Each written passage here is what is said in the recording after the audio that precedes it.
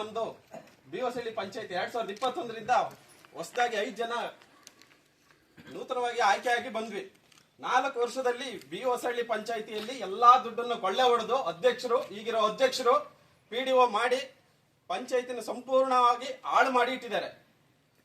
ಅದ್ರ ಜೊತೆಗೆ ಪಿಡಿಒನೇ ಖುದ್ದಾಗಿ ರಾಜಕೀಯ ಮಾಡ್ತಾ ಇದ್ದಾರೆ. ಇದನ್ನೆಲ್ಲ ನಾವು ಇದೇ ಪಂಚಾಯತಿಯ 5 ಜನ ಸದಸ್ಯರಲ್ಲಿ 3 ಜನ ಸದಸ್ಯರು ಇದೇ ಪಂಚಾಯತಿ ಅಧ್ಯಕ್ಷರು ಮತ್ತು ಪಿಡಿಒ ವಿರುದ್ಧ ಇವತ್ತು ಸ್ಟ್ರೈಕ್ ಕೂತಿದ್ದೀವಿ.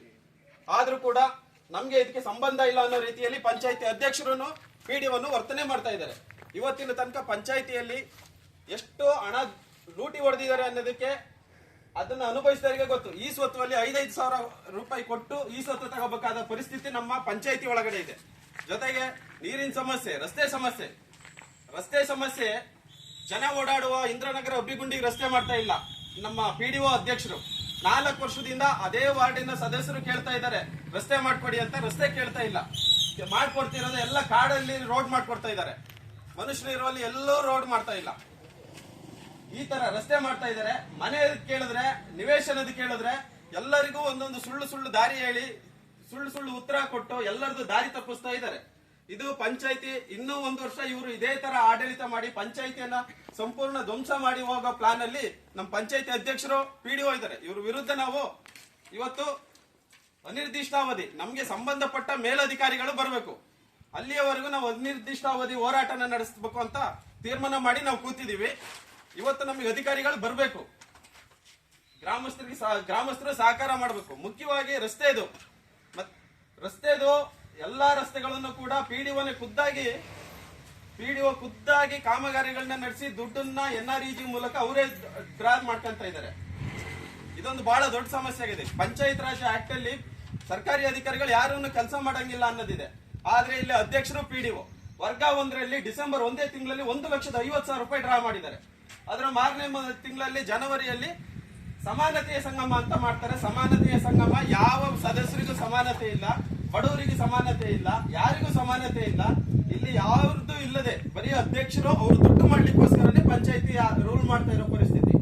ಅದರ ಜೊತೆಗೆ ಕಳೆದ ಫೆಬ್ರವರಿ ನಡೆದ ಅವಿಶ್ವಾಸ ನಿರ್ಣಯದ ಸಮಸ್ಯೆಯಲ್ಲಿ ನಮ್ಮ ಪಂಚಾಯತಿ ಪಿಡಿಒನೇ ಖುದ್ದಾಗಿ ಅಧ್ಯಕ್ಷರ ಪರವಾಗಿ ಕೆಲಸ ಮಾಡಬೇಕು ಅಂತೇಳಿ ಸದಸ್ಯರ ಜೊತೆ ಮಾತಾಡಿ ಕನ್ವಿನ್ಸ್ ಮಾಡಿ ಇದೇ ಭ್ರಷ್ಟ ಅಧ್ಯಕ್ಷರನ್ನ ಮುಂದುವರಿಯಲಿಕ್ಕೆ ಎಲ್ಲಾ ತರದ ಸಹಕಾರ ಮಾಡಿದ್ದಾರೆ. ಇದನ್ನೆಲ್ಲ ನಾವು ವಿರೋಧ ಮಾಡಬೇಕು. ಇದನ್ನ ನಾವು ಹಿಂಗೆ ಬಿಟ್ರೆ ಮುಂದಿನ ಎಲ್ಲಾ ದಿನಗಳು ಕೂಡ ಇವರು ಕಳ್ಳರದೇ ಬಂದ್ಬಿಟ್ಟು ಪಂಚಾಯತಿ ಆಗ್ತದೆ.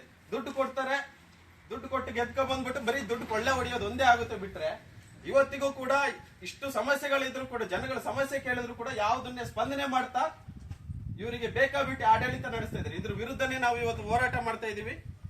ನಮಗೆ ಅಧಿಕಾರಿಗಳು ಬರಬೇಕು. ಈಗಾಗಲೇ ನಾವು ಹೇಳಿದೀವಿ, ಆದ್ರೆ ನೋಡಿ ಇನ್ನೊಂದು ಯಾವುದೇ ಅಧಿಕಾರಿಗಳು ಬಂದಿಲ್ಲ, ಸಂಬಂಧಪಟ್ಟ ಪಿಡಿಒನೇ ಬಂದಿಲ್ಲ ಸಮಸ್ಯೆ ಕೇಳಲಿಕ್ಕೆ.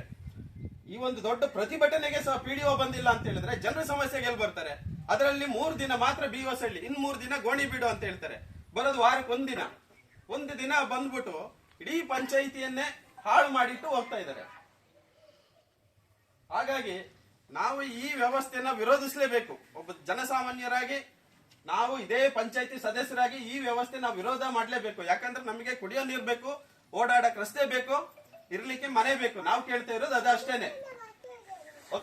ಈಗ ಹಕ್ಕುಪತ್ರ ಇದ್ದವರಿಗೆ ಈ ಸ್ವತ್ತು ಕೊಡ್ತಾ ಇಲ್ಲ, ಮನೆ ಇದ್ದವರಿಗೂ ಈ ಸ್ವತ್ತು ಕೊಡ್ತಾ ಇಲ್ಲ, ದುಡ್ಡು ಕೊಟ್ಟವರಿಗೆ ಈ ಸ್ವತ್ತು ಕೊಡೋ ಪರಿಸ್ಥಿತಿ ಇದೆ.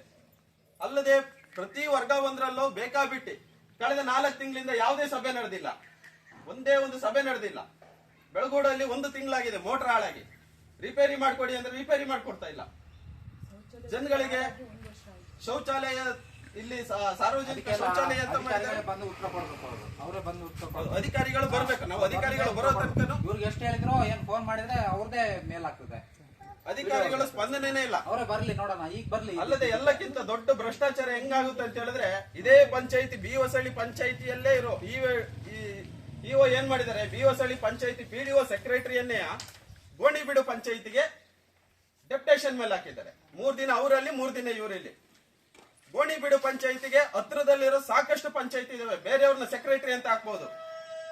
ಆದ್ರೆ ಇವ್ರು ಏನ್ ಮಾಡ್ತಾ ಇದಾರೆ, ಅದೇನು ಮಾಡ್ತಾ ಇಲ್ಲ. ಬಿಒಸಳ್ಳಿ ಪಂಚಾಯತಿಯವರನ್ನೇ ಎಲ್ಲೆಲ್ಲಿ ಇವರು ದುಡ್ಡು ಮಾಡ್ಬೇಕು ಅಲ್ಲಿಗೆಲ್ಲ ಇದೇ ಪಿಡಿಒನ ಬಳಸ್ಕೊಂತ ಇದ್ದಾರೆ. ಇಡೀ ವ್ಯವಸ್ಥೆನೇ ಅವ್ಯವಸ್ಥೆ ಆಗಿದೆ.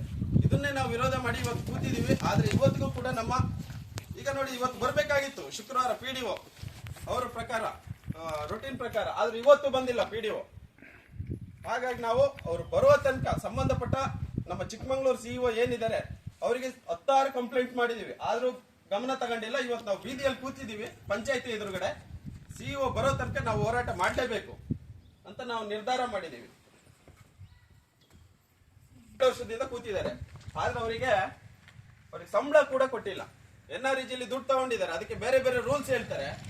NREG ದುಡ್ಡು ತಗೊಂತಾರೆ, ಆದ್ರೆ ಕೂಸಿನ ಮನೆಯಲ್ಲಿ ಕೆಲಸ ಮಾಡಿದವರಿಗೆ ಅವರಿಗೆ 5-6 ತಿಂಗಳು ಅವರು ಬೆಳಗ್ಗೆಯಿಂದ ಸಂಜೆ ತನಕ ಬಂದು ಇಲ್ಲಿ ಕೆಲಸ ಮಾಡಿದ್ದಕ್ಕೆ ಬರಿಗೈಯಲ್ಲಿ ಪಂಚಾಯತಿ ಉದ್ಧಾರ ಮಾಡೋ ಕೆಲಸ ಆಗಿದೆ, ಊರು ಉದ್ಧಾರ ಮಾಡೋ ಕೆಲಸ ಆಗಿದೆ. ಅದಕ್ಕೆ ಏನು ಪೇಮೆಂಟ್ ಇಲ್ಲ, ಕೇಳಿದ್ರೆ ಉಡಾಫೆ ಆನ್ಸರ್ ಕೊಡ್ತಾರೆ PDO. ಇದೆಲ್ಲ ಸಮಸ್ಯೆಗಳಿದೆ. ಬಾಕ್ಸ್ಚರಂಡಿ ರಿಪೇರಿ ಮಾಡ್ಕೊಡಿ ಅಂದ್ರೆ ಬಾಕ್ಸ್ಚರಂಡಿ ಮಾಡ್ಕೊಡೋದಿಲ್ಲ. ಪಂಚಾಯಿತಿಯಲ್ಲಿ ಯಾರು ಕೆಲಸ ಮಾಡ್ತಾ ಇದ್ದಾರೆ ಅವ್ರ ಖಾತೆಗೆನೆ 10,000 20,000 ಅಕೌಂಟ್ ಹಾಕೋದು, ಅದು ಸುಳ್ಳು ಲೆಕ್ಕ ಕೊಡೋದು, ವಿಡ್ರಾ ಮಾಡೋದು, ಇದನ್ನು ಮಾಡ್ತಾ ಇದ್ದಾರೆ. ಇದನ್ನೆಲ್ಲ ನಾವು ವಿರೋಧಿಸಲೇಬೇಕು. ಇಲ್ಲ ಅಂದ್ರೆ ಈ ವ್ಯವಸ್ಥೆ ಇನ್ನೂ ಇದೇ ತರ ಕಂಟಿನ್ಯೂ ಆದ್ರೆ ಇಡೀ ಪಂಚಾಯಿತಿಯನ್ನೇ ಮಾರಾಟ ಮಾಡಿ ಸೀದಾ ಹೋಗ್ತಾರೆ ಇವರೆಲ್ಲ ಮತ್ತೆ ಪಂಚಾಯಿತಿಯಲ್ಲಿ ಇರಲ್ಲ. ದುಡ್ಡು ಮಾಡೋದು ಸೀದಾ ಪಂಚಾಯಿತಿಯಿಂದ ಹೊರಗಡೆ ಹೋಗ್ತಾರೆ ಅಂತ ನಾನು ಈ ಮೂಲಕ ಹೇಳ್ತಾ ಇದ್ದೀನಿ ಸ್ನೇಹಿತರೆ.